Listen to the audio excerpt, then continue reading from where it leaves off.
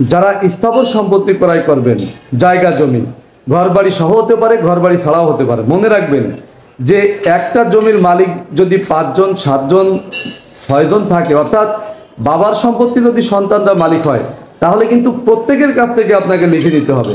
আপনি যদি একজনের কাছ থেকে লিখে নেন তাহলে কিন্তু ওই একজনেরটাই টিকবে, বাকি যারা তাদের সম্পত্তি কিন্তু আপনার টিকবে না। তারা চাইলে মামলা করে তাদের সম্পত্তি আপনার কাছ থেকে নিয়ে নিতে পারবে, আপনি দখলে থাকলেও। তবে হ্যাঁ, যদি আপনাকে বলে যে অন্য ভাই বোন তাকে দান করে দিয়েছে, আপনি রেজিস্ট্রি অফিসে গিয়েও দেখছেন যে রেজিস্ট্রি করা আছে, তারপরেও কিন্তু ওই যে ওয়ারিশ, ওই যে মালিক, ওদের সাথে সরাসরি কথা না বলে আপনি কিন্তু কোনো মতেই একজনের কাছ থেকে পুরো সম্পত্তিটা ক্রয় করবেন না। কারণ এই যে যে দান, এটা কিন্তু ভুল থাকতেই পারে, জালিয়াতি থাকতে পারে, আর তাতে কিন্তু আপনি পুরোপুরি ফেঁসে যাবেন।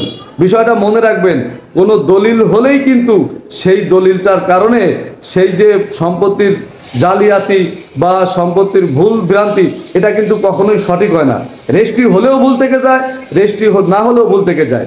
তাই যারা করবেন অবশ্যই তাদের সাথে কথা বলে তাদের কাছ থেকে নিশ্চিত হয়ে যে হ্যাঁ, তারা তাদের সম্পত্তিটা তার ভাইকে দান করে দিয়েছে, এরকম জানার পরে যদি আপনি ওই এক ভাইয়ের কাছ থেকে বাকি সবার সম্পত্তি কেনেন, তখন কিন্তু আপনার সম্পত্তি টিকবে। না হলে কিন্তু আপনার টাকাটা জলে যাবে। এই টাকা উদ্ধার করার জন্য সারা জীবন ধরে আপনার শুধু মামলার পিছনে দৌড়াবেন।